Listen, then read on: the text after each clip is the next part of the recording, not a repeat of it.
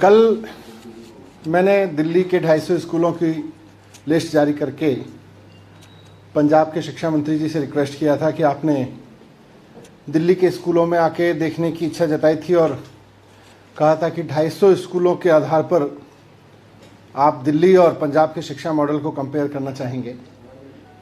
तो मैंने उनसे रिक्वेस्ट किया था कि 250 स्कूल हमने दिल्ली के दे दिए हैं।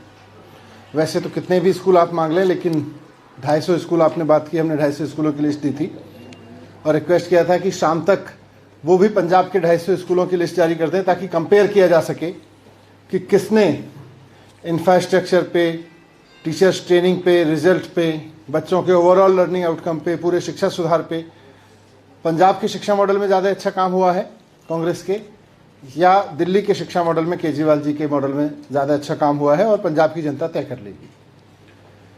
मैंने रिक्वेस्ट किया था कि शाम तक लिस्ट जारी कर दें, लेकिन 24 घंटे हो गए हैं।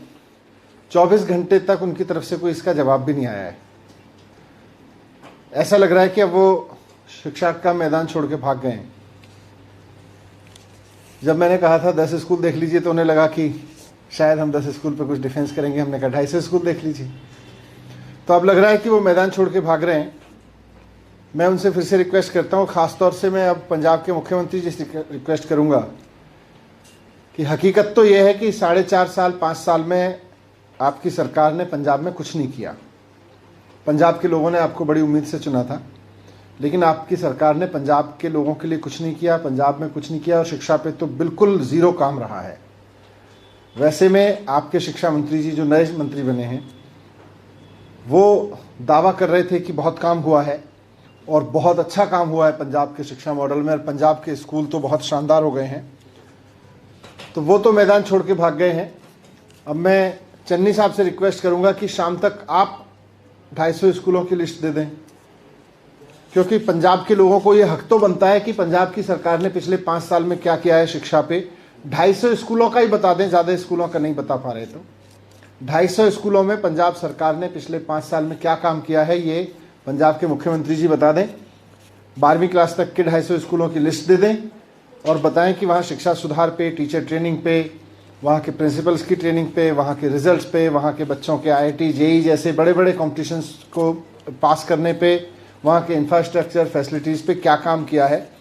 मुझे उम्मीद है कि चन्नी साहब मैदान छोड़ के नहीं भागेंगे, वो बताएंगे कि उन्होंने क्या किया है, और अगर कहीं नहीं किया है तो वो ये भी मानेंगे कि नहीं किया है। Thank you.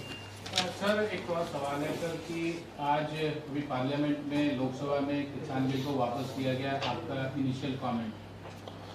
नहीं, ये तो जैसा मैंने पहले भी कहा था, ये तो किसानों के लिए बहुत बड़ी जीत है उनकी, और देश भर के किसानों को इसके लिए बधाई। देश भर के किसान आंदोलनों को, जो आंदोलन के नेता हैं, उनको इस बात के लिए बधाई कि उन्होंने बहुत धैर्यपूर्वक 1 साल लंबा आंदोलन चलाया और देश की लोकसभा को एक कानून जो उसने पास किया था और तमाम चीज़ों को दरकिनार करके लोकसभा राज्यसभा में ज़बरदस्ती पारित किया गया था, उसको वापस लेने पे मजबूर किया।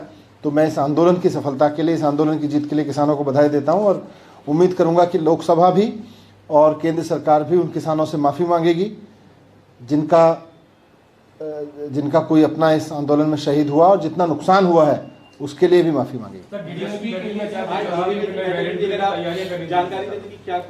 नए वेरिएंट को लेकर चर्चा हुई और सारे एक्सपर्ट्स ने अभी तक, क्योंकि ये एकदम नया वेरिएंट है और इसका स्प्रेड अभी दुनिया भर में बहुत अनसर्टेन है, इसका इम्पैक्ट क्या है इस पर भी अनसर्टेनिटी बनी हुई है।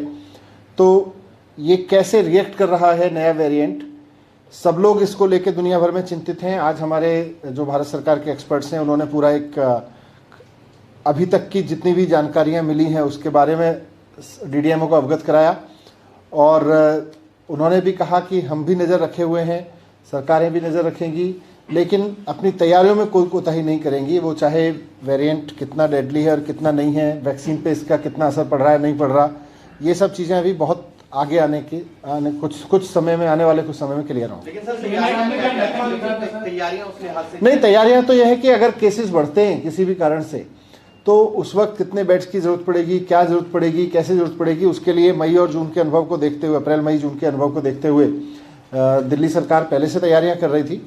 और हमारा जो रामलीला मैदान का या दिलशाद गार्डन का जो हमने एक्स्ट्रा फैसिलिटीज़ वहाँ बनाई थी, बाकी सब जगह भी हमारी एक्स्ट्रा बेड फैसिलिटीज़ अलर्ट पे हैं। डेंगू के कारण जो थोड़ा बहुत कन्वर्जन हुआ था डेंगू के नीचे होने के बाद, वापस हम उसको उधर शिफ्ट कर ही देंगे। और इसके अलावा भी अगर कुछ जरूरत पड़ेगी तो उसके लिए भी तैयार है।